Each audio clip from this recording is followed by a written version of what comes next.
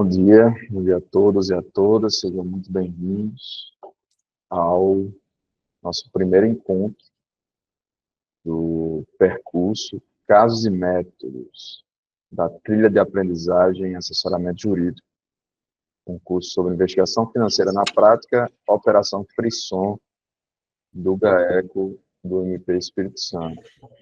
Inicialmente, como foi ajustado com o CEA, eu registro que, para que a presença de todos aqui seja validada, nós pedimos que vocês acessem a sala utilizando seu perfil com o nome correto, certo? Com o nome completo. Entradas com nomes abreviados, apelidos, nicks, logins, avatares e nomes de unidades não serão computados, tá? Contamos com a colaboração de vocês para garantir o registro correto da participação. E nós pedimos aos participantes que forem entrando que observem um link com o registro da presença, certo? Somente com o preenchimento do formulário é possível realmente registrar a presença. E só precisa preencher o formulário, pessoal, uma vez, tá? Em relação ao nosso método aqui hoje, podem ficar à vontade para fazer perguntas no chat, certo? O Dr. Vitor vai fazer a explanação aí, pelo que eu entendi, por cerca de 50 minutos, né? 1 hora, Dr. Vitor. E aí, as dúvidas que vocês tiverem, pode colocar no chat, que eu vou estar aqui anotando e vou repassando para ele no final da palestra, certo? Então, novamente agradecendo a disponibilidade, a gentileza do Dr. Vitor Anhoque Cavalcante por estar aqui hoje. Essa apresentação, eu tive o privilégio de assistir a ela no encontro da Rede Lab, né, que é a rede de laboratórios de tecnologia de combate à lavagem de dinheiro, realizado em Belo Horizonte em 2024, em que o colega Tiago Pinhal e o analista que trabalhou com o Dr. Vitor, no caso, apresentaram. Achei espetacular. É uma apresentação bem interativa, com áudio e vídeo, com situações muito emblemáticas de recuperação de ativos, trata realmente também dos crimes antecedentes, né? Jogo do bicho, tráfico de drogas. E aí, daí veio a nossa ideia de convidar o Dr. Vitor, que foi prontamente aceito o convite, para esse primeiro momento dessa nossa trilha. Lembrando, pessoal, que esse é o primeiro momento da nossa trilha de aprendizagem. A ideia é o GAECO trazer outros personagens relevantes e outros casos relevantes ao redor do Brasil, tá?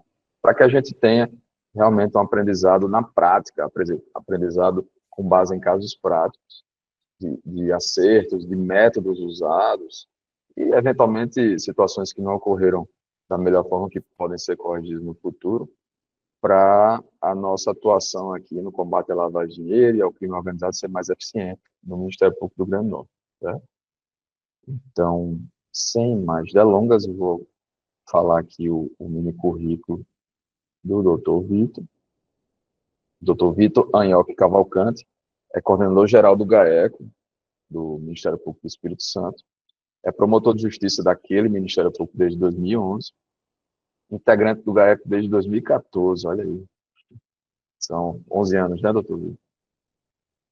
Membro do Comitê Estratégico de Tecnologia da Informação do MP do Espírito Santo, mestre em Direito e Segurança pela Universidade Nova de Lisboa, também é especialista em Direito Penal e Processual Penal pela Fundação Escola Superior do Ministério Público do Rio Grande do Sul. Com a palavra, doutor Vitor Anhoque, seja muito bem-vindo. Muito obrigado, doutor Augusto. Doutor não, né? Vou chamar de Augusto. Nós somos amigos, muito obrigado pelo convite. Uma honra mesmo o convite, e pelo jeito, né, pelo que eu pude perceber da sua fala, é a primeira exposição, né, que me deixa mais honrado ainda. É geralmente clichê o apresentador dizer que tem um carinho grande pela cidade, pelo estado e tal, mas eu tenho um carinho muito grande por Rio Grande do Norte, especialmente por Natal, foi onde eu passei minha lua de mel, onde eu tive 2 casamentos, casamento com minha esposa e com o Ministério Público. Eu soube que eu passei no Ministério Público quando eu estava em Natal. Então, é uma honra muito grande, assim, uma felicidade. Eu amo Natal, eu amo o Rio Grande do Norte, amo mesmo. Tenho uma uma história, tenho uma lembrança muito afetiva, assim, com o Estado, por questões óbvias, né, que eu acabei de relatar. Então, tenho uma satisfação muito grande de falar para todos. Eu agradeço e parabenizo a você, Augusto, pela iniciativa. Eu acho que essa abordagem da lavagem de ativos, que é uma coisa que eu brigo tanto aqui, a democratização desse conhecimento e o reforço dessa cultura de investigação patrimonial é importantíssima, é determinante para a eficiência das nossas investigações, né? É importantíssimo que nós democratizemos e compartilhemos experiências, né? Todas as apresentações que eu vou, como público, eu sempre tiro alguma coisa importante para o meu protocolo de atuação. Ainda que eu já faça, ainda que já utilize aquela técnica específica, a forma de fazer, uma experiência bem-sucedida é sempre importante ser absorvida, né? Principalmente nossos encontros de GNPOC, de GAECOS, é muito rico para nós. Então, o objetivo hoje, também sem mais delongas e já entrando no tema, é falar um pouco da Operação Frisson, que eu já vou compartilhar aqui a tela, a apresentação dela, vamos lá. O feedback está aparecendo direitinho aí, tá? Sim, tá aparecendo naquela tela inicial. Sim, então vou ver se eu mudo aqui para a apresentação. Perfeito. Foi, né?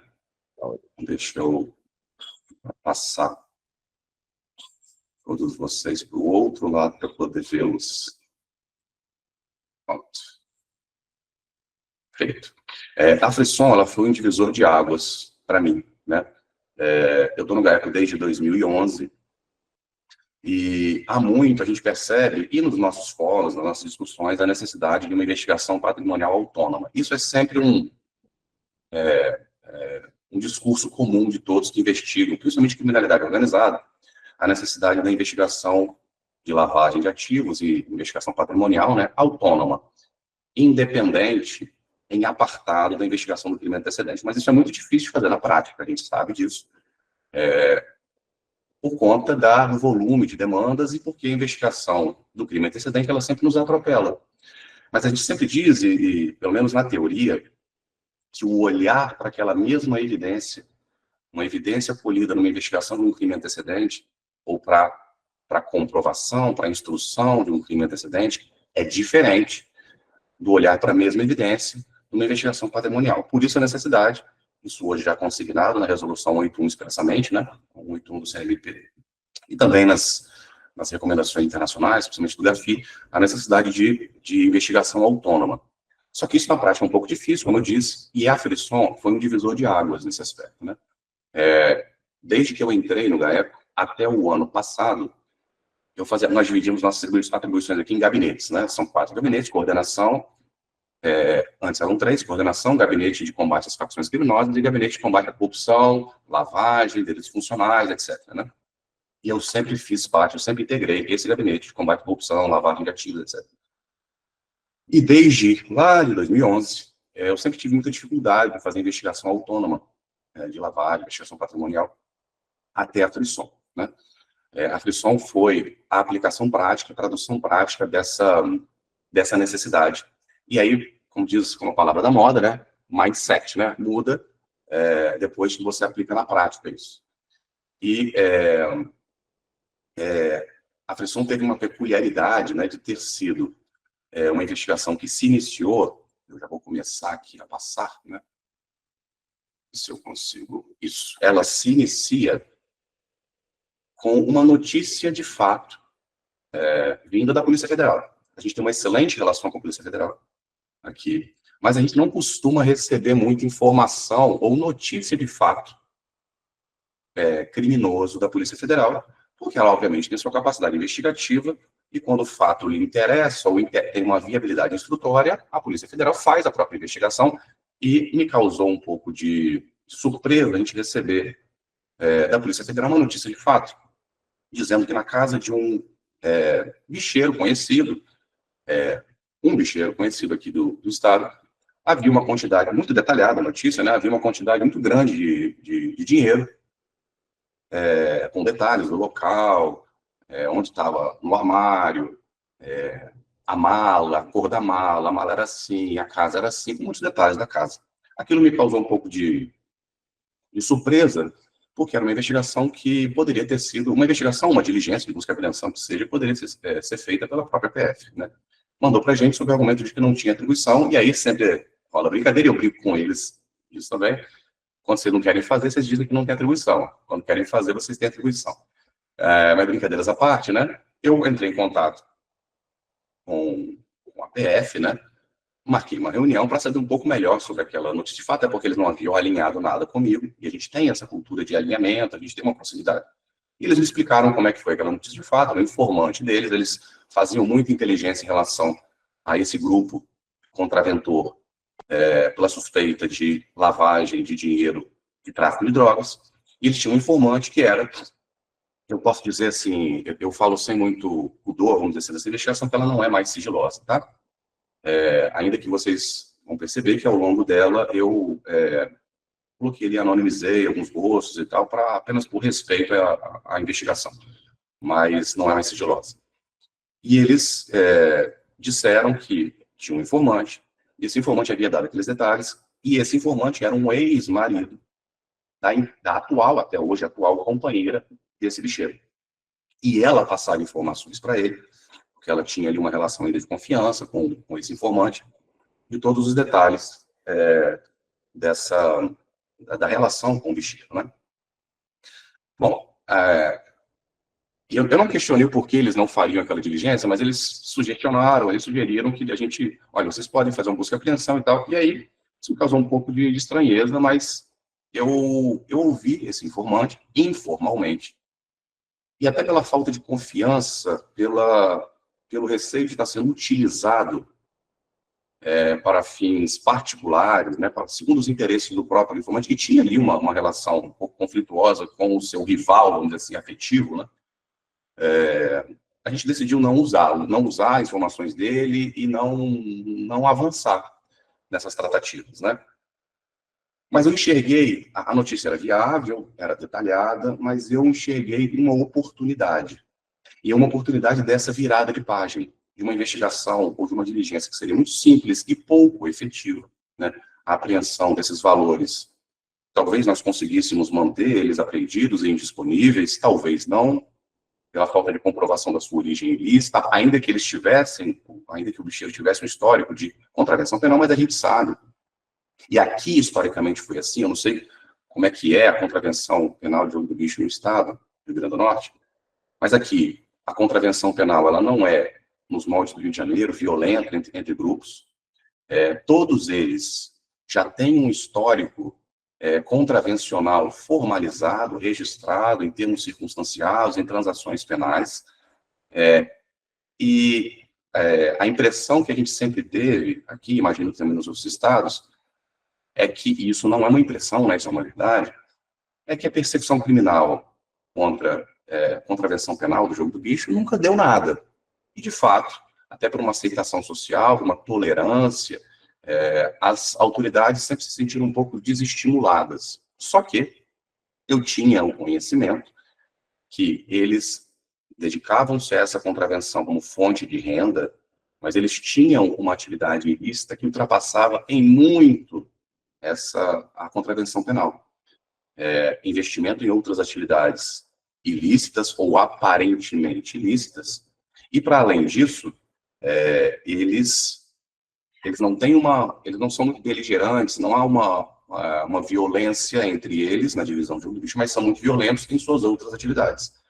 Então, o que nós decidimos fazer? Considerando que eles já tinham um histórico contravencional formalizado, registrado e notório em pesquisa em fonte aberta, isso para nós, ou pelo menos para mim, foi o que eu precisava para fazer uma investigação simplesmente, ou simplesmente não, mas apenas sobre lavagem e persecução patrimonial, levando em consideração também que a investigação tinha por objeto, e foi cindido esse objeto, em corrupção de agente público, que é natural também da atividade deles.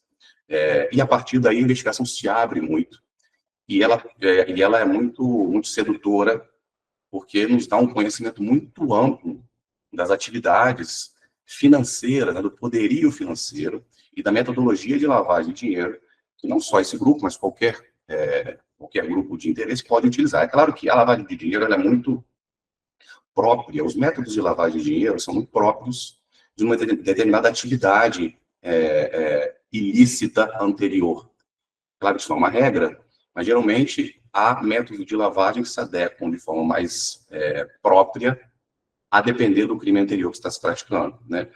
Mas nesse caso aqui, eles tinham uma variedade muito grande de atos de lavagem, de modus operandi de lavagem. Eu sempre digo que o delito de lavagem de ativos, ele é talvez um dos mais simples na adequação típica, o artigo 1º da 9.613, talvez só não seja mais simples do que o 121 do Código Penal, mas o modus operandi pode ser dos mais simples ou rudimentares, como é a regra ainda para os mais complexos.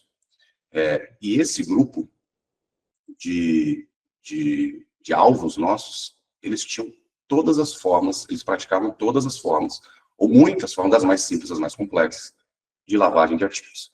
Então, nós decidimos, foi uma decisão estratégica do início da investigação, de não fazer aquela busca e apreensão, de não adotar uma postura midiática inicialmente.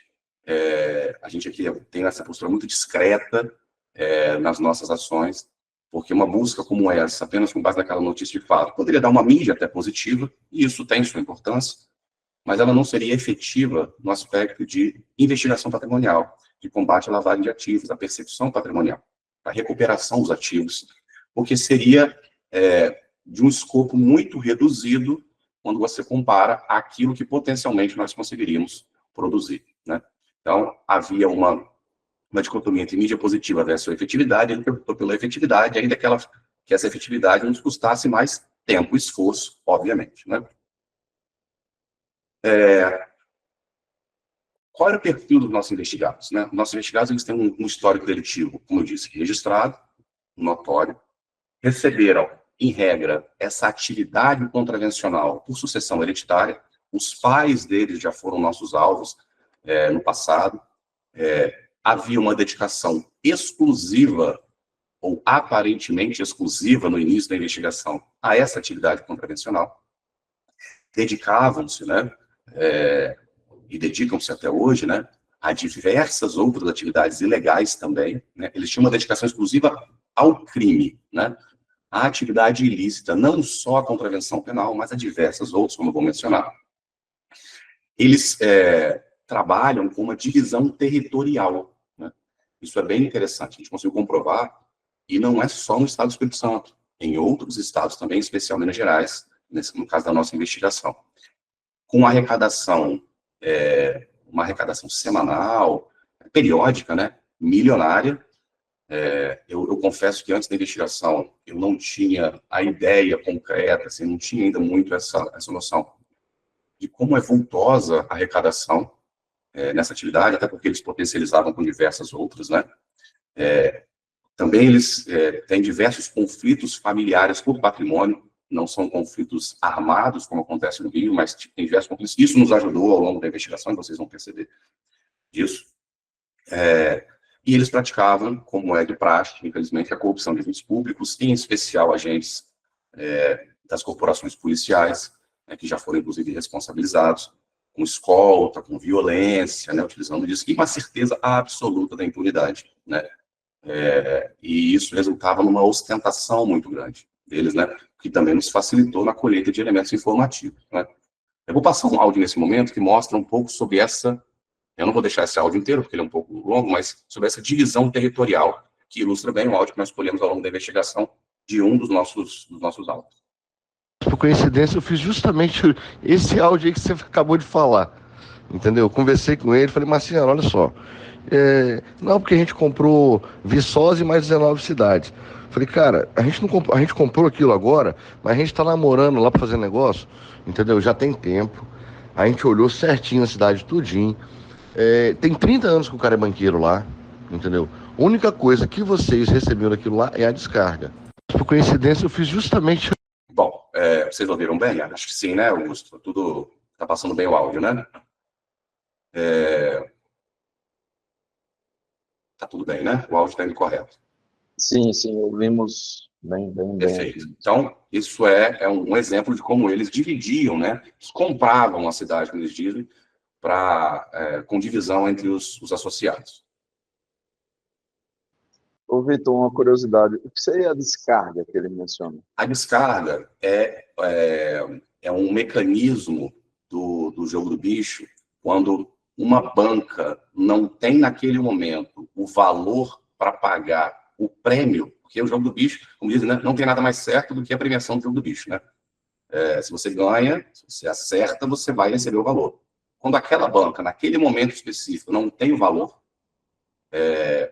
a outra banca, uma banca associada, faz o pagamento, que eles chamam de descarga, e fica com crédito, né? Então, a banca associada, uma banca, quando há uma relação de parceria, a outra banca de um outro bicheiro faz o pagamento e fica com crédito para receber no futuro. Isso chama-se descarga. É como se eles tivessem uma câmara de compensação, né? Exatamente. Interbancária. Exatamente. E aí, isso aqui é só para título de ilustração. Eu vou passar alguns slides ilustrando aquilo que eu mencionei no slide anterior. Isso aqui é uma contabilidade de pouquíssimas bancas, de pontos que hoje não são muito presenciais de jogo do bicho, são sua maioria eletrônicos, mas veja, num período curto, né, de 20 dias, de pouquíssimas, já acho que 4 ou 5 bancas, e eu confesso que isso me assustou bastante, porque eu não tinha essa noção do valor de arrecadação. Veja, 3 milhões e 700, líquido é 1 milhão, né, em pouquíssimas bancas. E eles têm dezenas, centenas de pontos de jogo do bicho, físicos e eletrônicos, né? Então, esse aqui é de 20 dias, de apenas 4 ou 5 delas. Então, um valor bem expressivo, né? Ali um custo, ali é a arrecadação bruta, o custo, e isso a gente arrecadou com os nossos próprios alvos, né? E aqui alguns vídeos que mostram, vou passar 3 vídeos, muito curtos, né? Coisa de segundos, que mostram um pouco dessa ostentação. Esse primeiro vídeo, vocês vão perceber, a certeza da impunidade, né? Essa lancha, inclusive, nós arrecadamos, é uma lancha de 77 pés, e eles fizeram uma música, né? Para o jogo, então a música é bem autoexplicativa e mostra a ostentação, a certeza da impunidade, e como que eles fizeram essa música. Vou te dar um papo, tem que ser blindão. Crime é crime, contravenção, contravenção. Crime é crime, não é contravenção.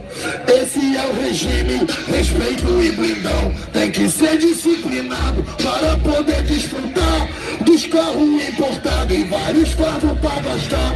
Cada um com seu arém, mas sem perder a linha. O lucro é garantido, é no talão da maquininha.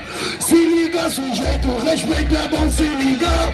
Que agora eu sou bicheiro e ninguém vai me segurar. Eu fiz essa canção com maior saudade.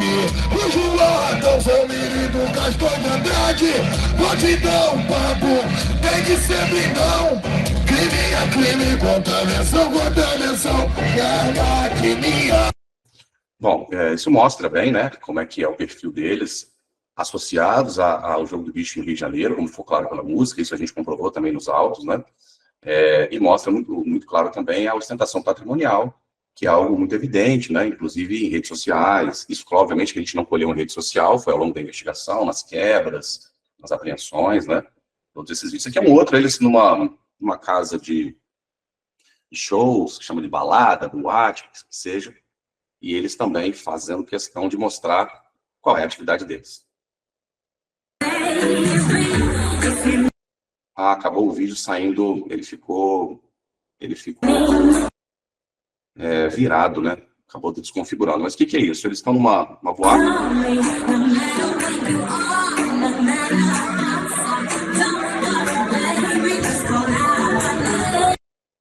Não ficou bom esse vídeo, mas acabou ficando virado. Mas o que aconteceu? Eles estão ali, são os donos do local, né?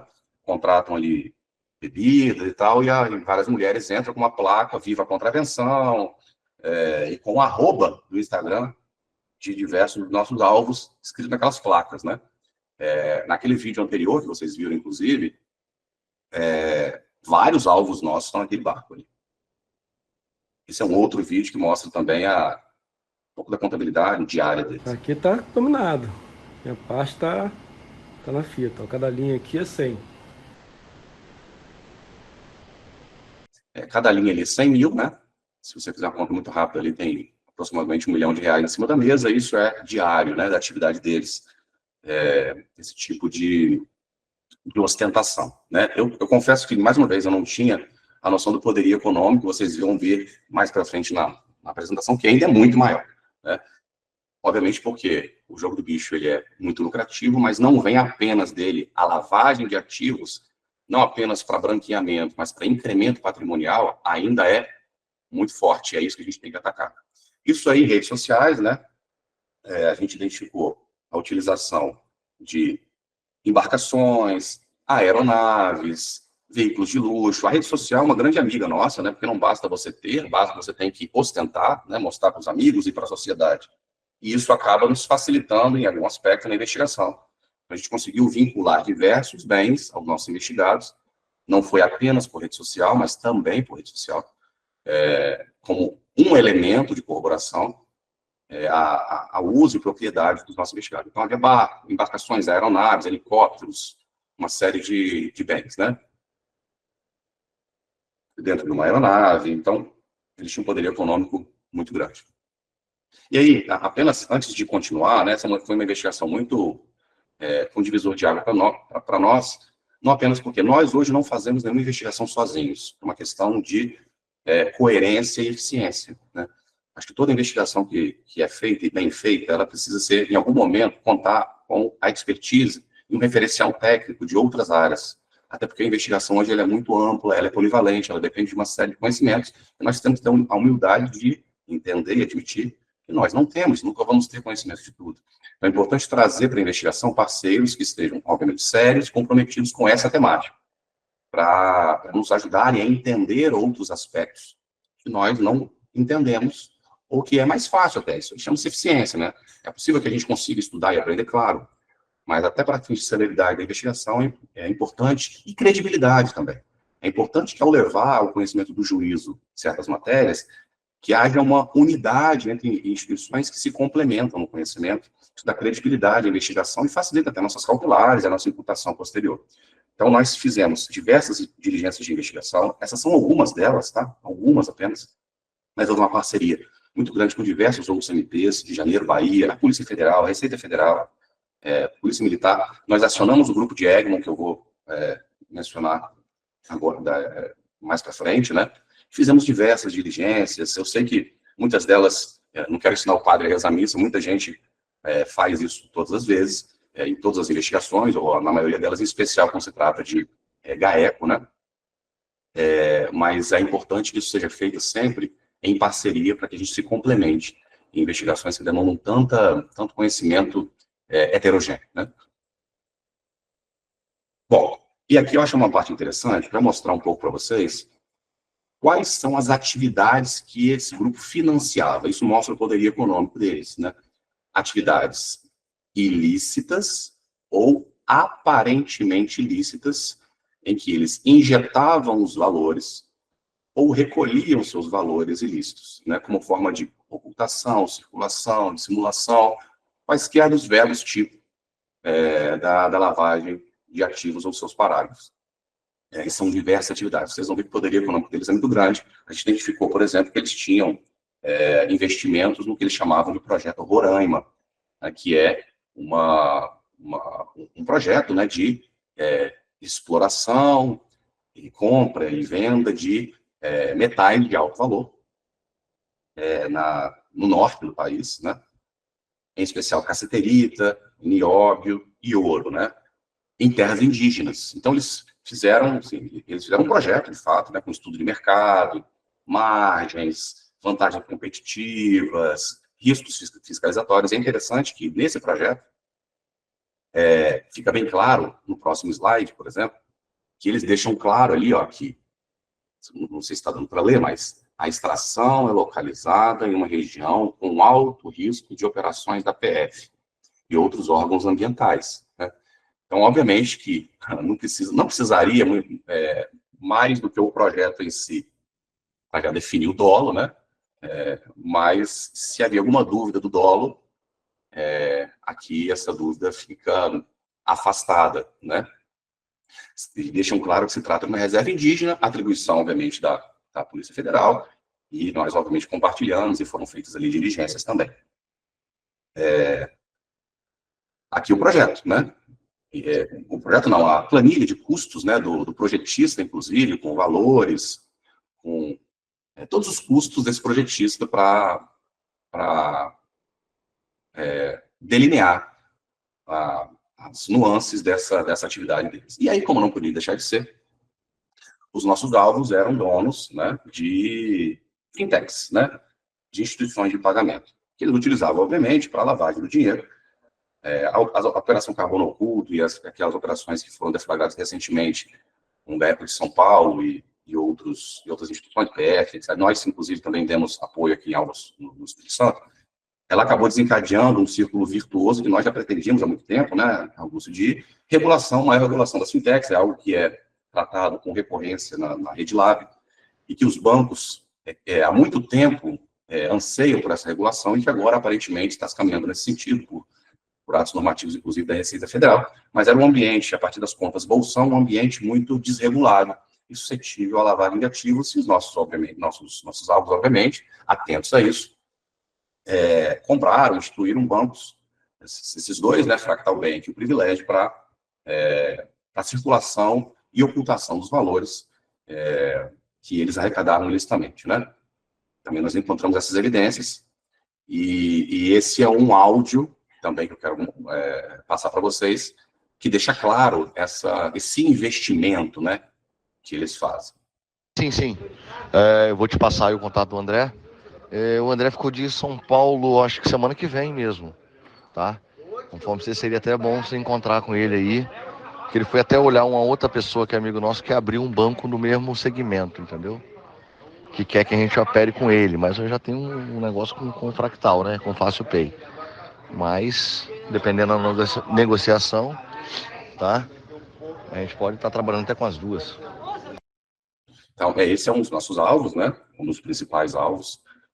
E deixando claro ali a atuação dele e nada em nome dele, obviamente, né? Isso não precisa nem falar. Tudo em nome de Laranja, interposta a pessoa, etc. Então, mas essa e outras evidências deixam claro o controle, ou pelo menos parcela do controle que ele tinha sobre esses bancos, ou sobre essas instituições de pagamento. Também, eles fazem investimento em refinarias de petróleo. A gente não, é claro que o valor, a gente não identificou que os sócios deles tinham conhecimento dessa origem ilícita. Certamente eles tinham um mínimo conhecimento da atividade ilícita dos consorciados, mas não havia não há prova desse ânimo associativo específico na refinaria de petróleo, que funciona, mas eles eram investidores, né, em refinaria de petróleo, inclusive para percepção de lucros, né, da atividade. São donos também de uma importante instituição de ensino superior aqui na Grande Vitória, né. Eu confesso que, você vê, né, o crime organizado ele acaba chegando cada vez mais próximo de nós, né. Eu confesso que eu já trabalhei nessa instituição no passado, e é uma instituição que fica numa área nobre, ao lado esse é um mapa de Vila Velha, né, Vitória lá ao fundo, de Vila Velha, a casa ali do nosso alvo, na Praia de Taparica, e vocês podem ver ali, o Ministério Público fica ao lado, e o Fórum ficam ao lado, em vermelho, ali é a instituição de ensino, né, muito próximo do Ministério Público, e ao lado da Prefeitura, tudo, assim, essa confusão e essa inserção no ambiente público, né, que é muito nocivo, inclusive o prédio onde funciona a instituição de ensino é da própria Prefeitura, né. E, por fim, não, acho que tem mais uma atividade ainda que eu ilustrei, mas uma das atividades, talvez a mais importante, que eles exploravam, era de apostas esportivas antes da regulação, né. Ao longo da investigação, que os nossos alvos tinham a gente não estava com radar para isso, né, mas a gente identificou que nossos alvos tinham um indicativo de que eles tinham empresas relacionadas a esse interesse em apostas esportivas. Isso causou essa curiosidade, essa necessidade de nós aprofundarmos a investigação. e identificamos com um olhar específico para as evidências que eles estavam utilizando os valores ilícitos auferidos com as atividades, diversas atividades ilícitas, para fomentar atividades de apostas esportivas e lavar os dinheiros dentro da empresa específica. Era uma empresa que nós identificamos, e as apostas esportivas, eu não sei se vocês sabem muito bem como funciona, perdão, mas as apostas esportivas funcionam, pelo menos funcionavam assim, né? A empresa de aposta esportiva não é, em regra, a mesma empresa que presta o serviço de plataforma de tecnologia, né? E a partir daí, em redes sociais, em fonte aberta, nós conseguimos identificar a localização dessas empresas e, por cooperação, pelo grupo de Egmont, não especificamente cooperação internacional, conseguimos documentos que nos comprovaram aquilo que nós queríamos. Mas antes disso, eu vou passar 2 áudios que ilustram bem essa confusão patrimonial entre o ilícito e os valores que entravam nas empresas de apostas esportivas para fim de lavagem. Marciano, entendi. Eu acho que está na hora, apesar de você já ter lá futebol lá, colocar o futebol pela banca, né? Espalhar em todos os pontos também. Não sei se Alisson consegue. Até para mostrar que o jogo, que esse tipo de jogo faz parte do jogo do bicho, entendeu? Aí sim, 1 ano depois que inaugurar online, se não tivesse sobrando 10 milha mês, a gente pode fechar as portas. Você não tem noção do tamanho que é isso, não, essa aposta esportiva online. Você não tem noção. É um negócio, sim, é bizarro. Então, assim, eles estavam ali projetando, né, e constituindo a empresa, né? E aí nós identificamos que essa empresa, a partir das nossas diligências, identificou que eles tinham essa pretensão, estavam se movimentando para isso, e tinham recentemente criado a empresa.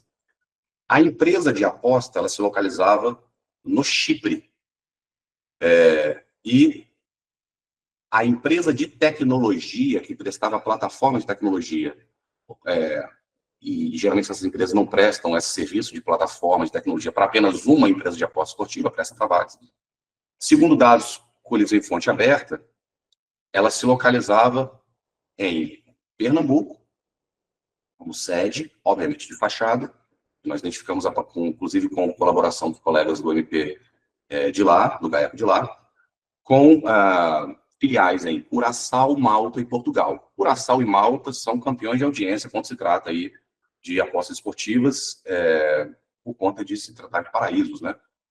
Para esses paraísos fiscais é mais fácil a constituição e a menor fiscalização. A empresa era essa G2E, que já não se chama G2E, e ali no próprio site, fácil de identificar, sediada no Brasil, com escritórios em Portugal, Curaçao e Malta, né? A partir daí, o que nós fizemos? Nós acionamos o grupo de Egmont. O que é o grupo de Egmont, para aquele que ainda não conhece, né? O grupo de Egmont é, vamos dizer assim, uma rede de unidades de inteligência financeira pelo mundo, da qual faz parte o nosso COAF. O COAF é uma unidade de inteligência financeira que faz parte da rede de Egmont.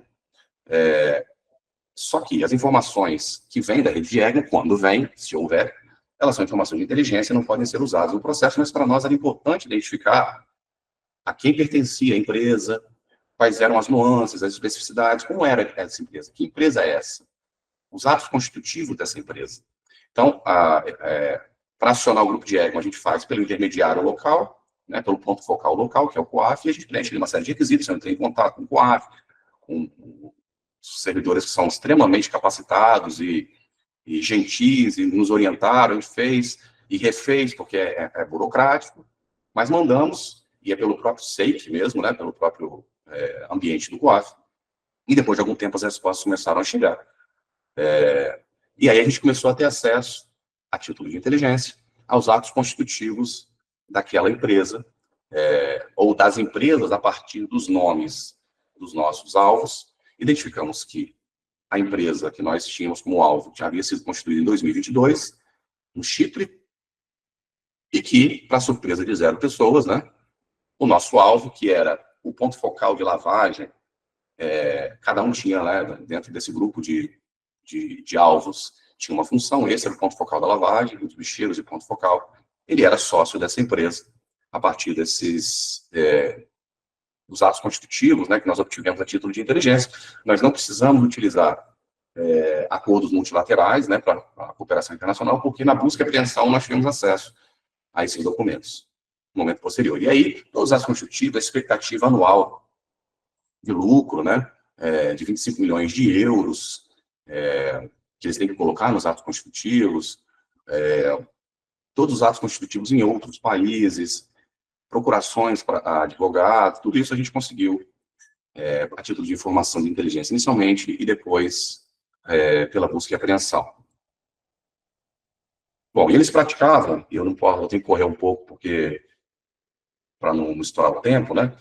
Mas eles praticavam assim, Fique bem à vontade, meu amigo, a gente tem tempo. né? Então tá bom. Pode ficar à vontade.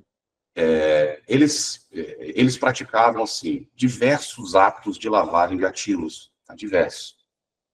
Dos mais simples, dos mais rudimentares, aos mais sofisticados, como eu já mencionei para vocês, mas eu acho que é importante passar de uma forma mais didática sobre eles, né? Porque, em regra, os atos de lavagem que nós vamos enfrentar são atos mais rudimentares, né? Talvez não na realidade GAECO. Na realidade GAECO tem uma sofisticação um pouco maior, e a depender do caso, hoje até com criptocabo, né? Estamos falando em criptocabo. Mas, em regra, os atos mais rudimentares, quando não são o fim da ocultação, eles são um meio para a ocultação. E hoje a interposta pessoa física ou jurídica é um meio naturalmente presente em quase todas as nossas investigações de lavagem. Deixou de se tornar um fim da lavagem, né? Colocar um ativo em nome de um laranja, de uma interposta pessoa, para a integração posterior, ou cuja conta o nosso alvo controle, para que ele seja apenas um meio, uma etapa de ocultação e afastamento da origem ilícita, né? Então, eles praticavam as diversas formas, colocavam bens em nome de terceiros, né? E aí, para isso, e eu não vou passar por isso, porque é algo muito, muito simples, mas a gente faz as diligências de campo, as buscas em fontes abertas, é mais um protocolo de atuação, para depois, caso queiram, a gente compartilha esses dados. Eu não posso compartilhar a apresentação toda, porque por conta desses vídeos e tal, que expõe um pouco a imagem, mas depois eu posso compartilhar alguns slides. Interessante aqui, na análise, isso é muito comum para quem faz análise financeira, né? Isso não é a prova da qualidade interposta à pessoa, mas é uma evidência que se agrega a todo o contexto investigativo, que geralmente a conta desses laranjas, né? Eles têm um gráfico muito similar entre entrada e saída, entre crédito e débito. Quase que as linhas se confundem, né? Porque é uma conta simplesmente de circulação de valores. E aí a gente está falando de fluxo financeiro em quaisquer tipos de conta, se é bancária, se é a conta corrente, poupança, etc., né? O fluxo financeiro desse indivíduo, praticamente se confundem débitos e créditos, e aí é uma outra forma de representação desses débitos e créditos, né? Sempre valores milionários, podem ver 11 milhões de um lado, né? Essas operações de crédito e débito nas contas desse laranja são muito altas, né, dessas interpostas pessoas físicas ou jurídicas, né.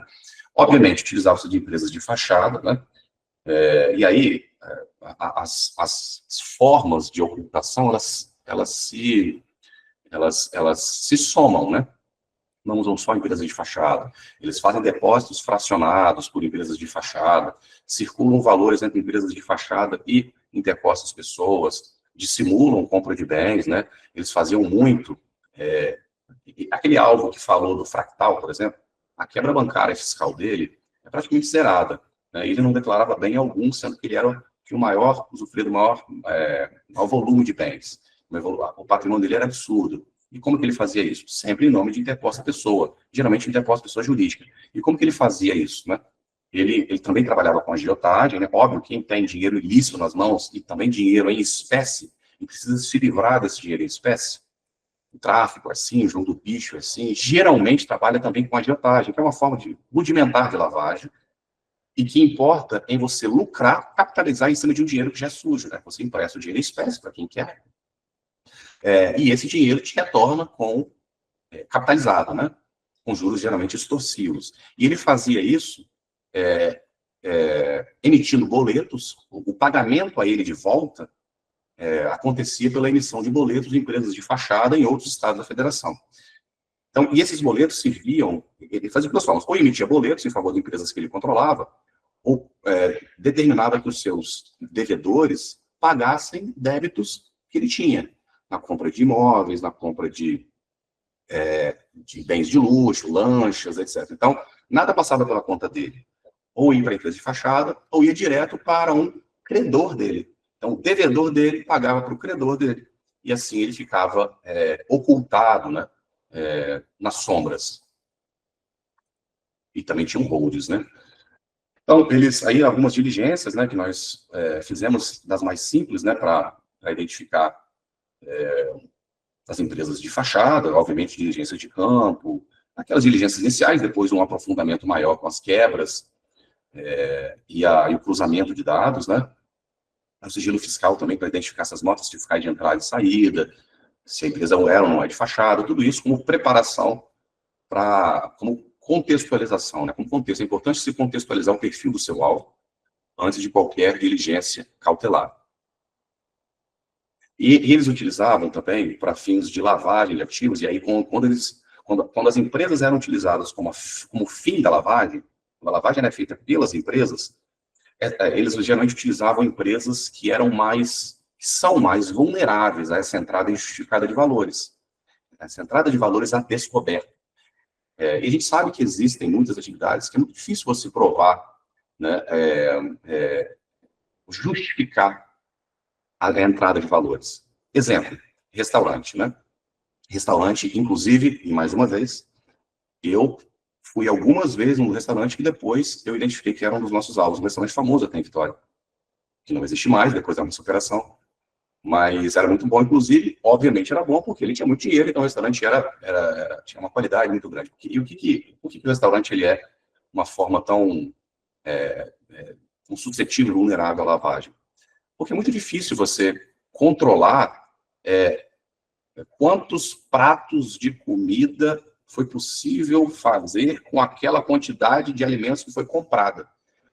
Alguns quilos de carne, arroz, feijão, Ou seja, a venda disso, isso resultou em quantos pratos de comida? Ou seja, é muito difícil mensurar.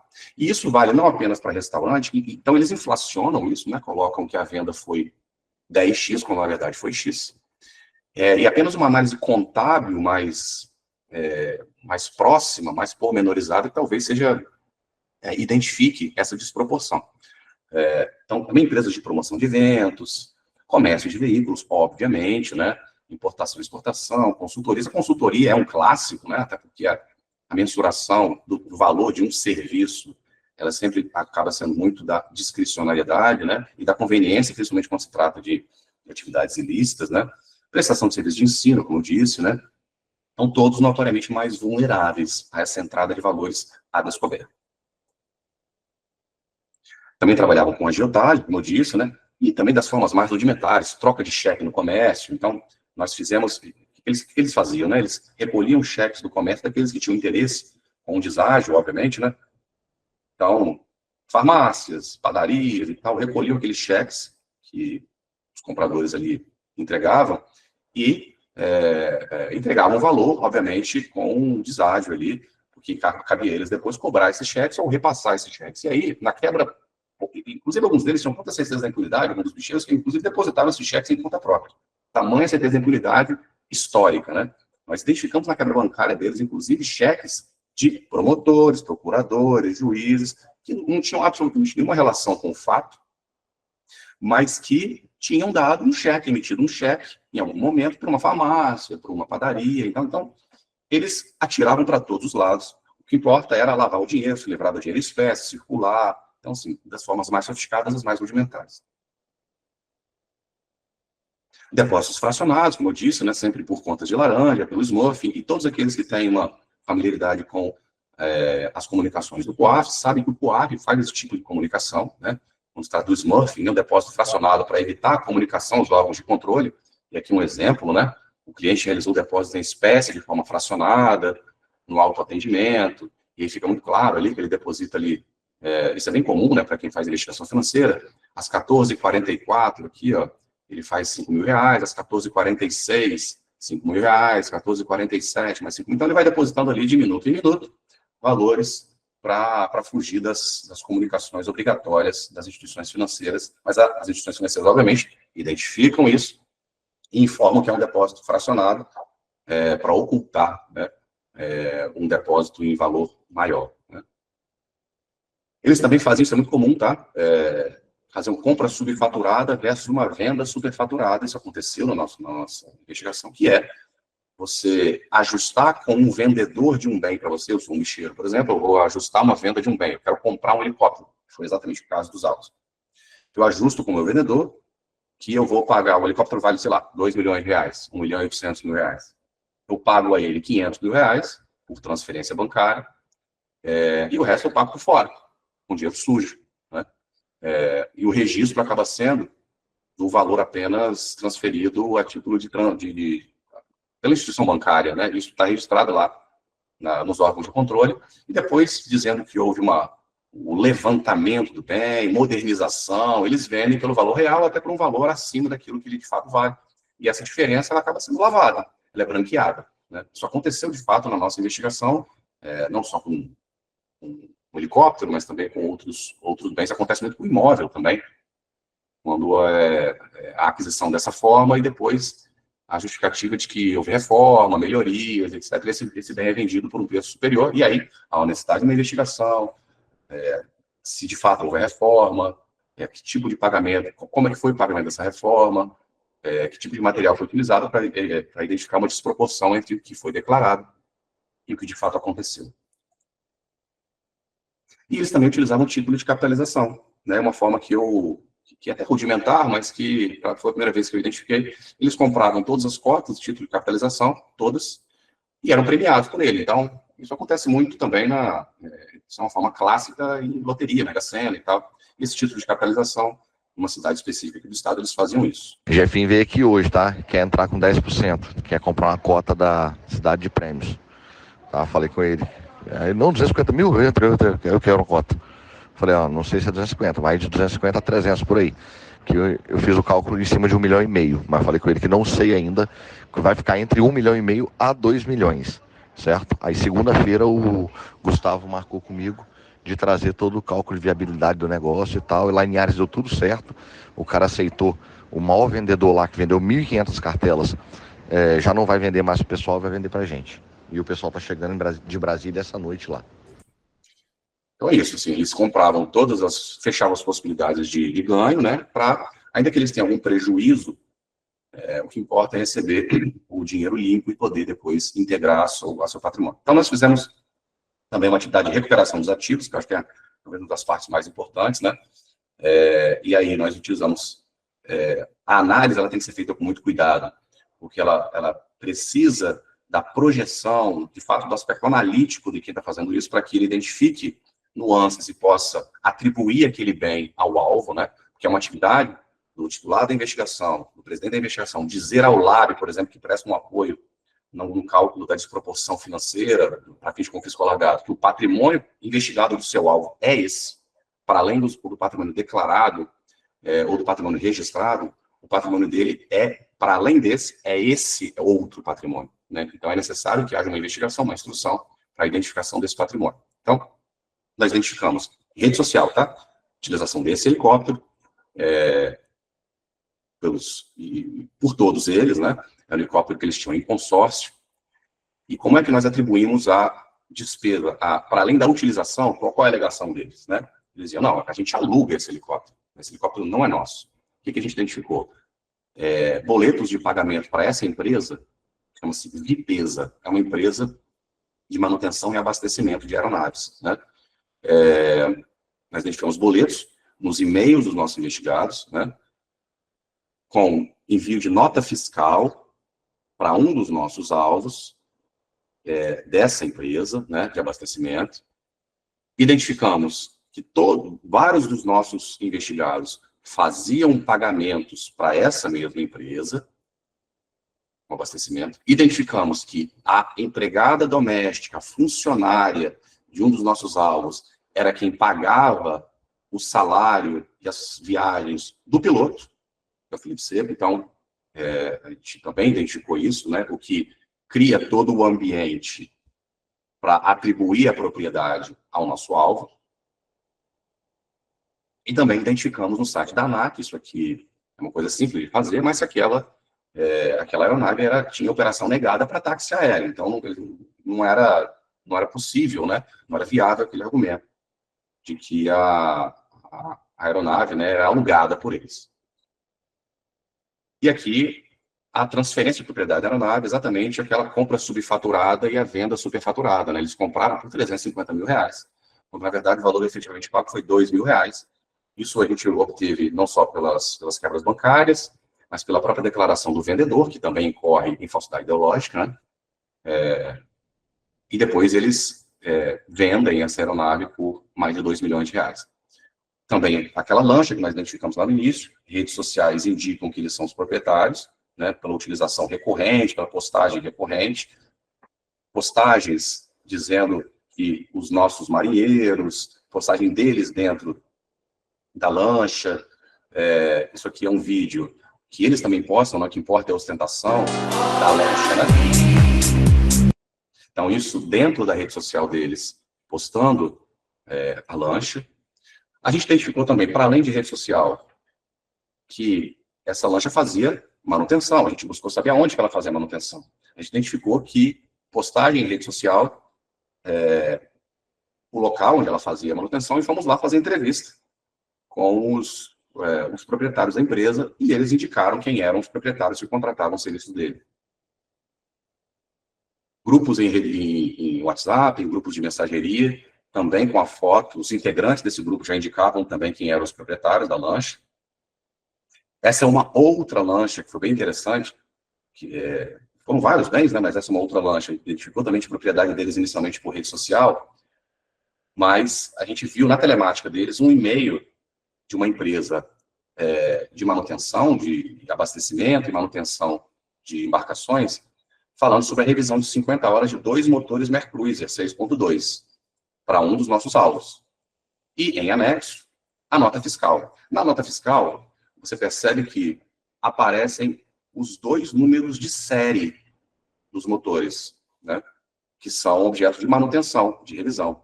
E com o número de série, você consegue fazer o quê? Mandar um ofício para a Capitania dos Portos, e ele vai te dizer qual é a embarcação. E era exatamente aquela, o número de série, Mercruiser, o modelo da embarcação, a lancha, e o nome da embarcação é exatamente SKZ, que é exatamente as iniciais dos nomes dos nossos, de 2 dos nossos alvos irmãos, que é Sérgio e Caio Zanoli, né? Aqui mais mais notas fiscais, de locação de marina, daquela mesma embarcação. Aeronaves, né? Eu não sei se todos sabem, mas qualquer aeronave que seja objeto de uma investigação, todas as aeronaves, elas têm fotografias em fonte aberta. Basta dar um Google pelo prefixo da aeronave que você consegue uma fotografia daquela aeronave.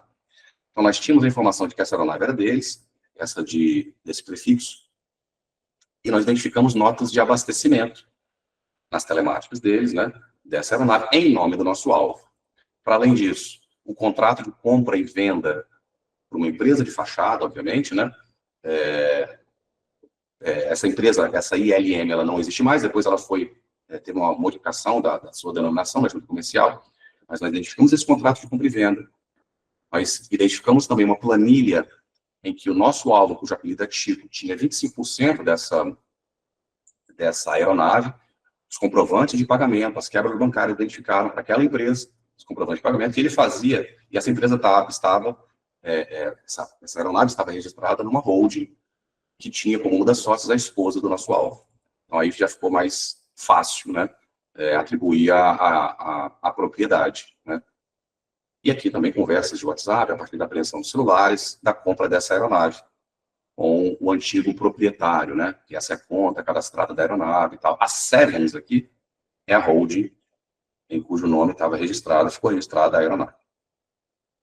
Diversos veículos, tá? Aprendemos diversos veículos de luxo, foram 28 veículos. Aqui apenas alguns deles. Esse é um poste que nós destinamos à Polícia Rodoviária Federal, que usa como em apresentações, né? Eles mesmos tiveram interesse. Eu acho que eles têm uma política de valorização da carreira e e usam esses tipos de bens, automóveis, em apresentações, obviamente que eles não usam para patrulhamento. Em todas as apresentações aqui da PRF, todos os eventos, esse carro está lá, dizendo que foi objeto de apreensão, investigação contra a organização criminosa, na parte de trás, é bem interessante.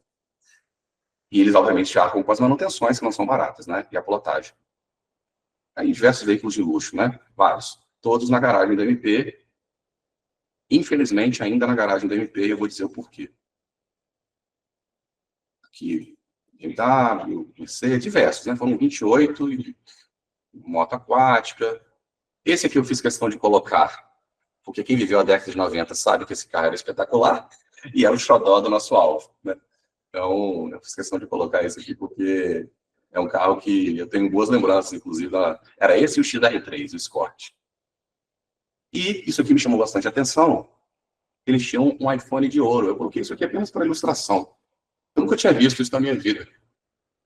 Que é um certificado de autenticidade, luxo, design de luxo e tal. A gente também fez essa apreensão. Eu confesso que eu nunca tinha visto. Isso tinha também na residência de um deles. Isso mostra, assim, o nível de ostentação que esses indivíduos tinham, né? Faz um celular funcional, tá?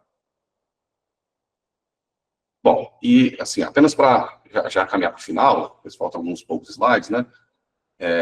A visão geral, né? Mas o objeto da investigação foi, para além da lavagem de ativos e organização criminosa, também corrupção de agentes públicos, mais uma investigação em paralelo. Tivemos 8 denunciados, né? Todos da cúpula. Nós não fizemos denúncia contra... A investigação não foi investigação de jogo do bicho, né? Não foi. Até porque o objetivo não era esse. As prisões realizadas, todos ficaram presos muito tempo, né? Prisão preventiva, inclusive. Decisão de 2023, a investigação se inicia em 2022, deflagra 2 fases, 23 e 24, e termina em 24, né? E aí foi um total de dano calculado nos centavos, né? De 125 milhões, pouco mais de 125 milhões. A gente apreendeu 51 imóveis desses indivíduos. Obviamente que a gente não tem a pretensão de achar, a gente não acha que houve patrimonialização completa. Obviamente a gente não chegou nem perto disso, mas eles nunca enfrentaram uma investigação que lhes tirou tanto patrimônio, assim. 2 iates, moto aquática, avião, etc., né? Veículos e tal. Um dos embarcações sequer conseguia ficar atracado aqui em Vitória, porque não existia marina para comportá-la, ela fica em Angra dos Reis, né? Por conta do tamanho dela.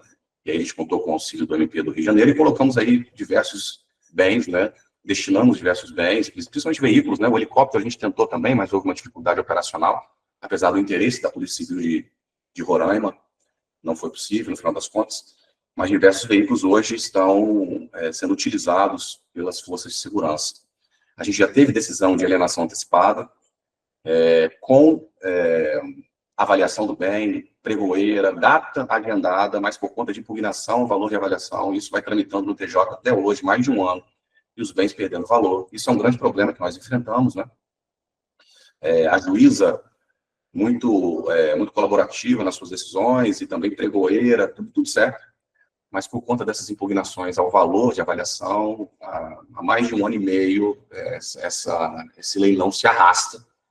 E a gente não consegue dar destinação, pelo menos converter em ativo e depositar em conta remunerada, né? Conta judicial remunerada. E aí, por fim, já chegando mesmo ao final, eu quero falar de um instituto que é importantíssimo, que é o confisco alargado, né?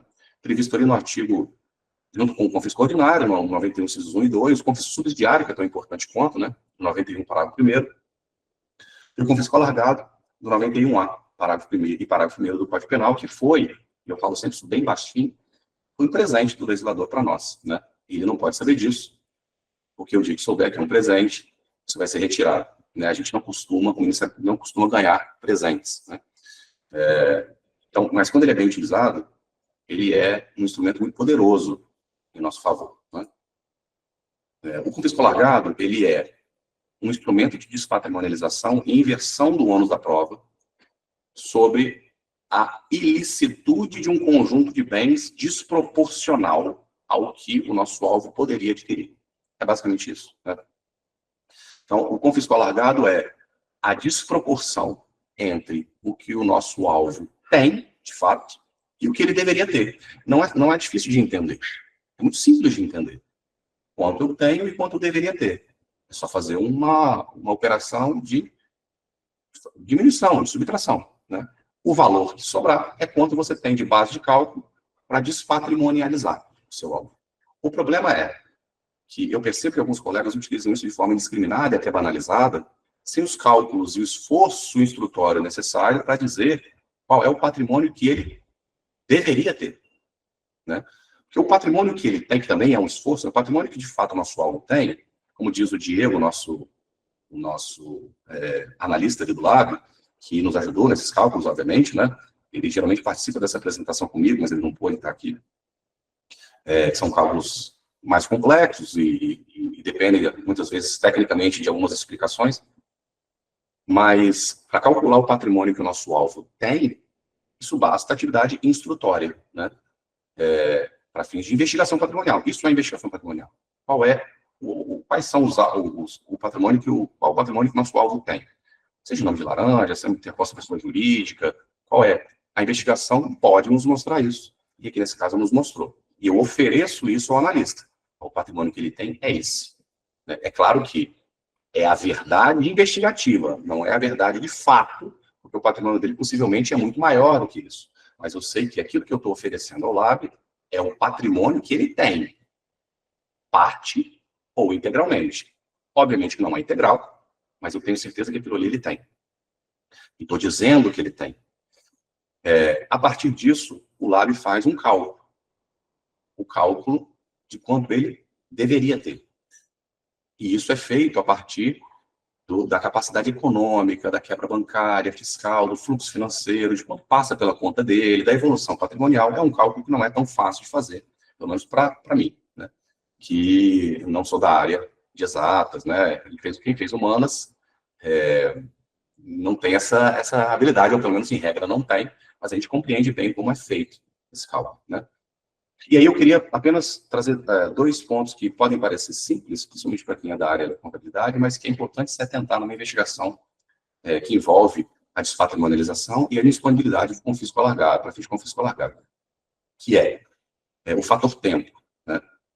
São 2 coisas que são diferentes numa investigação dessas, para fins de identificação desse excedente patrimonial, o período base de cálculo desse excedente patrimonial, ou seja, o período que eu devo considerar para calcular esse excedente patrimonial, que, em regra, é o período da investigação. Em regra, por quê? Porque pode não ser o período da investigação. Porque a investigação de lavagem, por exemplo, pode ter um período X, mas sua investigação patrimonial ela pode se estender, vai ser maior, desde que você tenha atividade instrutória sobre isso. A gente tentou aqui, em algum momento, eu e o Diego, verificar a viabilidade de se fazer essa projeção passada por média. Se nesse período da investigação, de 19 a 24, a evolução patrimonial dele foi X ano a ano, quanto que foi, por média, no passado? Isso não é científico e desacredita um pouco o relatório. Então, caso seja necessário retroagir para buscar essa base de cálculo ainda maior, é necessário que o período de investigação aumente e, consequentemente, a complexidade da investigação aumente. O período investigativo vai ser muito maior para calcular essa diferença entre o que ele tem, que é o que vai ser calculado nesse período, e o que ele deveria ter. Agora, isso é diferente do período de aquisição dos bens que estarão sujeitos à constrição. Por quê? Porque a lei não faz essa distinção. Os bens que vão estar sujeitos às medidas de indisponibilidade não precisam ser ilícitos. O que é ilícito, ou pelo menos presumivelmente ilícito, é essa base de cálculo, essa desproporção patrimonial. Calculada ela, esse valor é a base de cálculo para indisponibilizar qualquer bem, inclusive passados, ou que foram adquiridos no passado, fora do período investigado, mas qualquer bem que seja do seu alvo, não apenas aqueles que foram objeto de lavagem, até porque o objeto da lavagem, ele será o alvo de confisco ordinário, porque ele é um proveito do crime. Agora, aqueles bens ilícitos podem ser objeto de constrição para garantir o ressarcimento a esses valores calculados a título de confisco alargado. Por isso, o confisco alargado e o subsidiário também, que já está na nossa legislação desde 2012, muito antes, são presentes do legislador e são muito pouco utilizados, apesar de uma ferramenta poderosíssima para a despatrimonialização. E, por fim, uma diferença que é importante, né, na hora desse cálculo é diferenciar, ter esse discernimento de que esse excedente patrimonial, esse cálculo do que o nosso alvo tem e do que ele deveria ter, não é a mesma coisa do que diminuir o patrimônio declarado do patrimônio apurado, ou melhor, do patrimônio apurado do declarado. Não é a mesma coisa. Por quê? É uma questão óbvia, mas às vezes passa por nós. Porque o patrimônio declarado pelo seu alvo, ele ele pode ser jogado para mais ou para menos, né? Ele tem a livre disponibilidade para aquilo que ele vai declarar. Então, se ele declara zero, isso não significa que o confisco alargado, a desproporção patrimonial, é a diminuição do que você apurou menos o zero, né? Menos o patrimônio declarado. Não é. Não vai ser igual ao patrimônio apurado. Ao contrário, se ele declara um patrimônio exatamente igual ao que você apurou, não quer dizer que não haverá desproporção patrimonial, porque não é esse o cálculo. O cálculo é o patrimônio apurado versus a capacidade econômica do seu alvo, e por isso a complexidade. E essa capacidade econômica, ela é avaliada somando uma série de fatores financeiros. A quebra fiscal, a quebra bancária, os rendimentos lícitos, né, o que passou pela conta dele, tudo isso é considerado nessa análise comparativa, né, ensino bancário, fiscal e patrimônio apurado. E eu sempre gosto de dizer, né, que o confisco alargado, ele passa pelo controle de convencionalidade, né? Ele tem previsão nas diretivas da União Europeia, na 2014-42, ele tem previsão também nas convenções de Viena, Palermo e Mérida. Então, não é possível projetar que algum dia ele vai sufragar, ele vai cair perante uma análise de convencionalidade, né? Porque há essa previsão numa diretriz de despatrimonialização, em especial em ambiente de combate à criminalidade organizada e à lavagem de ativos. E aqui, só um gráfico, né, os nossos alvos, essa desproporção patrimonial que nós calculamos alvo a alvo nos centavos, e isso gera uma credibilidade muito grande, né, do nosso relatório de análise, que até hoje nunca foi derrubado pelos nossos alvos. E, salvo engano, eles sequer tentaram. Até hoje não houve impugnação ao nosso laudo. Houve impugnação à avaliação dos bens, objeto de alienação antecipada, né, que nós aprendemos. Mas ao nosso relatório não houve, isso gera uma credibilidade. É claro que, nos cálculos, a gente adota uma postura muito conservadora.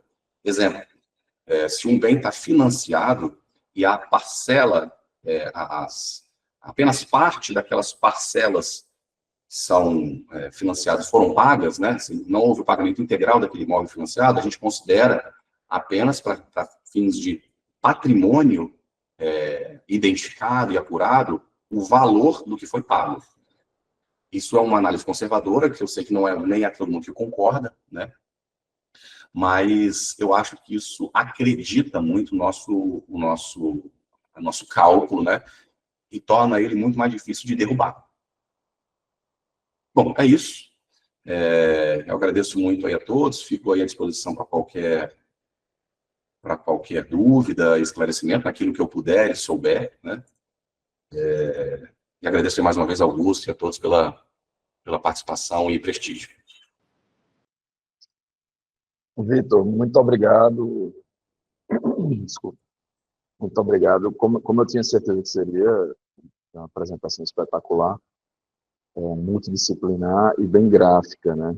Me chamou a atenção, tanto lá no Encontro da Rede Lab em Belo Horizonte, como aqui hoje, a organização e o preparo, o planejamento da organização criminosa para fazer a prospecção de mercados lícitos, né? Você vê, tinha planilhas, os custos do enviado a Roraima, ou a região norte, estavam todos lá, planilhados. Isso, eu imagino que vocês pegaram nas buscas, né? A gente se surpreende muito. Eu não sei por que me surpreendo toda vez com isso, mas é sempre muito bom você lidar com, bom, assim, entre todas as aspas e asteriscos, né?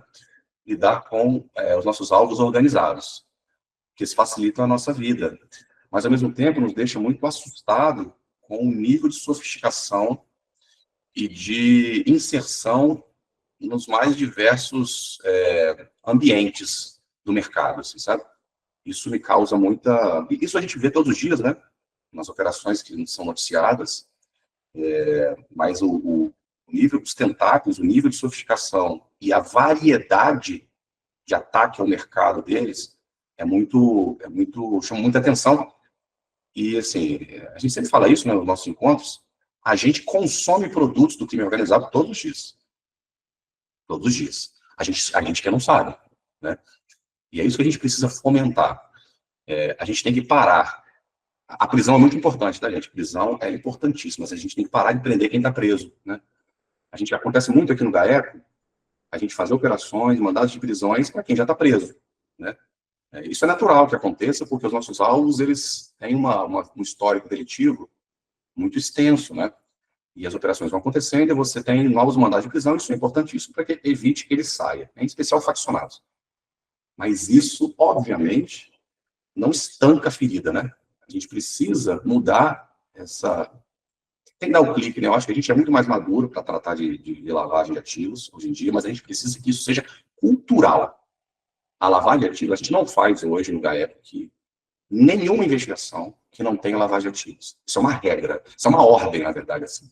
Você tem que investigar. Se vai dar resultado ou não vai, é outra coisa. Mas a gente tem que investigar. Porque ninguém enterra dinheiro mais. Até pode enterrar lá nas fazendas e tudo, mas por regra, não é a forma que você oculta os seus ativos hoje, por regra, e nem coloca embaixo de colchão. Então a gente precisa ter essa sensibilidade de buscar por quê. E por que isso é tão difícil, essa cultura? Porque isso é esforço, isso é estrutura, isso é gasto, né? Isso a gente sabe que as nossas instituições elas sofrem com isso, né? Enquanto o crime organizado, como a gente acabou de dizer, ele navega sem conflito de competência, sem as amarras procedimentais que todos nós temos, com remessas internacionais, com criptocabo. Então a gente precisa ter essa sensibilidade e ter centros de referência, como o GAECO, como os LABs, como todos os grupos especializados, para serem os hubs assim, de referências técnicas, né? Para apoiar e para fazer investigações próprias. Senão a gente não vai conseguir sequer enxergar. Perfeito, concordo assim embaixo completamente, né? E me chamou a atenção essa organização e como realmente isso facilita a prova depois. Só repassando aqui os comentários do pessoal, Keviane, que é nossa colega aqui de combate à corrupção de Natal, pergunta como é que ficaram os custos para a Marinha lá em Angra, da embarcação que ficou em Angra. Quem arcaria com isso? Quem arcaria é o alvo, né? A gente bloqueou algumas contas também deles, né?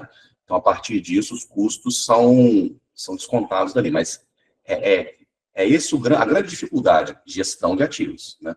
Gestão de ativos, hoje, talvez, o Augusto sabe disso, a gente participa aí de grupos em conjunto lá no GENICOC, né? A gestão de ativos hoje é a grande dificuldade. Por quê? Porque nós não temos, é aquilo que eu falo, né? A gente precisa de parceiros que nos tragam capacidade técnica para aquilo que a gente não pode ou não consegue fazer. A gestão de ativos não é algo simples, né? É algo complexo e custoso, né? Então, hoje a gente consegue, com uma certa dose uma razoável dose de sucesso, né? A identificação, ou rastreio, a identificação, o rastreio e a indisponibilização. A gente consegue isso com certa dose de sucesso. Só que quando a gente está com o bem na mão, a gente faz o quê, né? A gente tem duas saídas. A alienação antecipada, que é uma resistência judicial, assim, eu não sei por que existe a resistência judicial muitas vezes, mas a gente consegue muito pouco alienação antecipada aqui. Isso resolveria o nosso problema, uma alienação antecipada rápida, porque se transforma em ativo, em moeda fiduciária, deposita em conta remunerada. Isso, inclusive, tem recomendações do CNMP, do CNJ, inclusive, que até foi modificada, a recomendação número 30, que foi modificada pela resolução número 500 e pouco, mas, de qualquer forma, está em consonância com as diretrizes dos conselhos e das diretrizes internacionais. A outra é uma gestão eficiente, que importa na manutenção da custódia desse bem, ou destinação às forças de segurança, mas sem perder muito valor. Isso é o grande problema, porque se você coloca seu alvo como depositário, ele obviamente vai perder o interesse, ele não vai ter interesse nenhum na manutenção daquele bem. e vai deixar aquele bem se depreciar, né? Ele não vai querer gastar. Mas eu estou obrigando ele a fazer isso, eu estou determinando, impondo penalidade para caso ele não faça. Tá, mas a penalidade o que é? É mais ônus financeiro para ele. Você vai buscar onde? A gente ainda conseguiu um valor em contas bancárias, mas isso é muito complexo. Então, para mim, a solução sempre é fomento, e todos os fóruns que nós tivemos, toda a oportunidade que nós tivemos com o judiciário discutir, refletir sobre a alienação antecipada, porque é bom, e eu falo, é sempre bom para o MP e para a defesa, só que a defesa vai dizer que não é bom. Claro, essa é estratégia de defesa, mas é bom para a defesa, porque o bem não se deprecia. A depreciação fica superada, uma conta remunerada, e fomentar isso no judiciário, a alienação antecipada. Em segundo, eu coloco em segundo, como segunda opção, a destinação dos bens ao uso de quem tem interesse, das forças de segurança. Por que como segunda opção? Isso gera uma depreciação do bem também, né? A conversão dele num ativo depois é um pouco mais prejudicada, mas você está fazendo um serviço de público, é um interesse público, isso é importante. Não só o ressarcimento, mas a utilização pelas forças de segurança. E, por fim, a gestão daquele ativo. Gestão até esse momento, mas gestão própria do ativo. Aí precisa de uma equipe técnica, de um núcleo específico dentro dos ministérios públicos. Isso mais uma vez, orçamento, né? E orçamento é sempre uma dificuldade. Então, nesse caso, respondendo a pergunta, nós tínhamos sim a possibilidade de fazer isso. Acho até que eu saí da condução dessa investigação, ela já é ação penal, e hoje se encontra lá em tramitação no judiciário. Não sou eu que estou conduzindo, mas acho até que esses valores já não estão mais disponíveis, né? Não existem mais, e o bem está depreciando. Infelizmente, realmente é uma tarefa árdua de gestão de ativos, por tudo que você falou. E só para informar o pessoal, existe uma articulação nacional, né, para a gente integrar uma rede chamada Rede Recupera, que envolve as polícias, e também existe um grupo de trabalho no ITMPOC, do qual participamos eu, o Dr. Vitor, sobre recuperação de ativos. Aqui, Vitor, a gente tem sido mais pragmático, sabe? Como a gente não tem local, não tem depósito, e o judiciário não ajuda, infelizmente, nós ficamos com uma alternativa complicada, que é o de bloqueio realmente dos bens. E aí fica como depositário investigado. As alienações antecipadas em uma unidade judiciária, que é o videocrime em Natal, são muito bem vistas, são deferidas. O problema é a operação disso, né? E aí, você falou do seu caso, é exatamente isso, a avaliação e depois o leilão em si. Realmente é complicado. Porque os alvos costumam, nossos investigados, denunciados, costumam colocar dúvidas sobre não a capacidade da leiloeira, mas a forma de escolha, eventuais privilégios, a avaliação, uma série de dúvidas ali, muitas vezes ilegítimas, né? Mas a própria impugnação ao valor, que é algo legítimo, deveria ser processado de uma forma mais ágil, né? Isso é processado de uma forma muito lenta. E a parte, né? Então, aí o processo fica ali suspenso, aguardando essa situação. É muito complexo isso. Complexo. A URRAC, muita gente parabenizando, Vitor, Alain, obrigado. Rafael, excelente abordagem, muito boa didática. A URRAC, que é nosso GAEC Seridó, nossa unidade aqui de Caicó, pergunta se eles tinham criptoativos também. Não identificamos, né? A gente foi com essa vontade de achar, né? Nós temos algumas investigações de cripto, né? Aqui, mas nessa em específico nós não conseguimos identificar, seja porque pela nuvem nós não identificamos operação por este tipo, os elementos específicos de identificação de cripto, e-mails e tal, os celulares também não havia os tokens específicos, né, as carteiras, as hardware wallets, não identificamos nada disso. Não que eu acredite que eles não tenham, tá? Mas nós não conseguimos identificar na investigação, apesar de estarmos atentos a isso. Acredito que tenham, se não tinham antes, tem agora. Perfeito. Kiviane toca num assunto interessante, realmente já faz algum tempo, né, que um ex-governador aqui foi alvo de operação, e nós tivemos uma péssima experiência em deixar ele como depositário de obras de arte. Isso é péssimo. A obra de arte realmente é um problema a mais, né? Deixar o alvo como depositário é sempre péssimo. Para mim, é mais cômodo, mas é a pior opção, na minha visão. Sim. E a Ana Lúcia, que é assessora aqui de Natal, pergunta: quais setores do MP do Espírito Santo têm se responsabilizado por essa gestão de ativos? Meu CPF, por enquanto.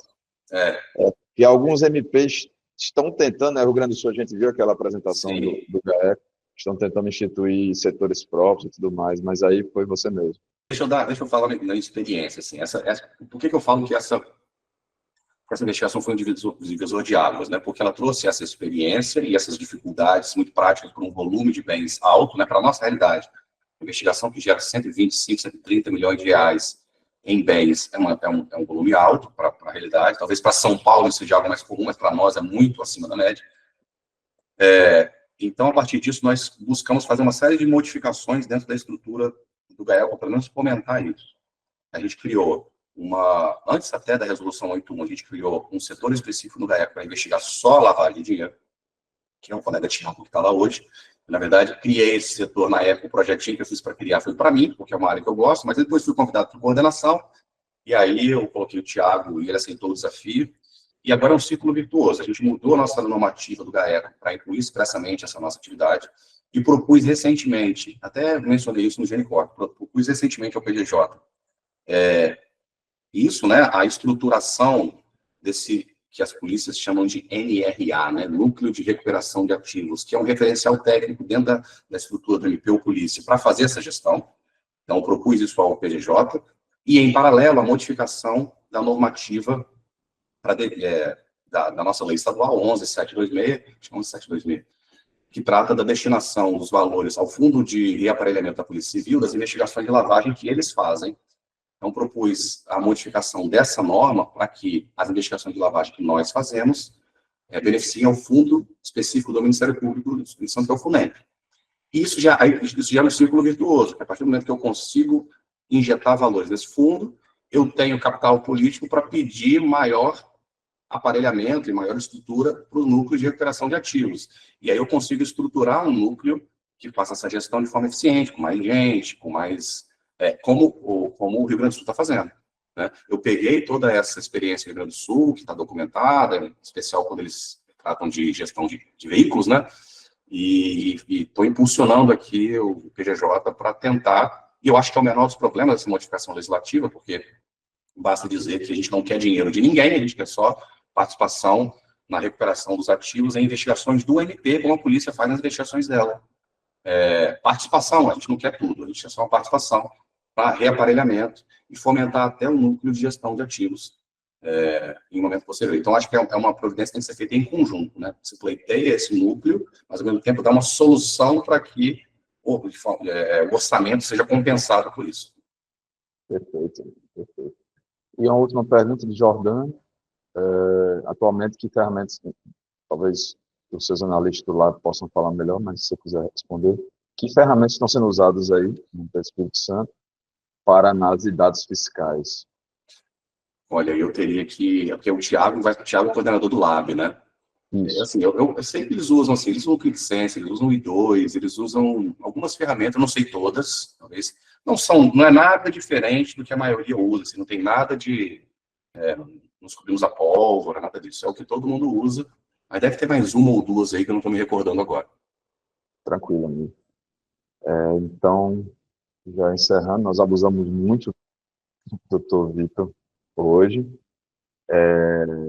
Eu agradeço novamente, viu, Vitor? Muito bom, muito proveitoso. Registrando que nós tivemos aqui, em um certo momento, mais de 80 pessoas. Muito bom. Na conferência, então, muito bom. A extensão da audiência foi grande, tá? Tem uns colegas aqui do GAEC que estão aqui na videoconferência também. Agradeço a presença também de todos e todas que participaram e lembrando, né, que esse é o primeiro de muitos encontros. A gente pensa em trazer o pessoal do MP São Paulo também para falar sobre mercados turísticos, né, no próximo momento. E deixar aqui a satisfação, Vitor, e o agradecimento, e sempre deixar você com o registro de que nós estamos aqui para o que precisarem lá no MP do Espírito Santo. Obrigado mais uma vez. Eu que agradeço, Augusto, agradeço a todos pela presença, é uma satisfação muito grande falar desse tema, assim, ter esse interesse, né, de ter sido a primeira palestra, a primeira apresentação, fico muito honrado, muito satisfeito, eu desejo sucesso a vocês, e nessas apresentações aí, se puder participar alguém de fora, eu quero assistir também. Na hora, eu coloco lá naquele nosso grupo, e maravilha. Com certeza. Maravilha. Só indaga ao CEAF se a gente apresenta o certificado do Dr. Vitor aqui ao vivo, ou se eu remeto depois, como é que está a sistemática, certo? Acho que podem parar de gravar também. Podemos apresentar. Então, vamos lá. Aqui é tudo online, viu, Vitor? Vocês estão um nível acima. Vocês estão um nível acima. Mas, obviamente, eu vou mandar para você depois, né, por e-mail, certificado da palestra do Dr. Vitor Anhoff Cavalcante, no dia de hoje, com carga horária de 2 horas aula, assinado por nossa querida Érica Camilo, coordenadora do CEA. Mais uma vez, obrigado, viu, Vitor? Muito obrigado e sucesso a todos. Então é isso, pessoal. Fiquem de olho aí nos próximos avisos da próxima edição do Casos e Métodos, e a gente vai agradecendo a participação de todos. Grande abraço, bom dia.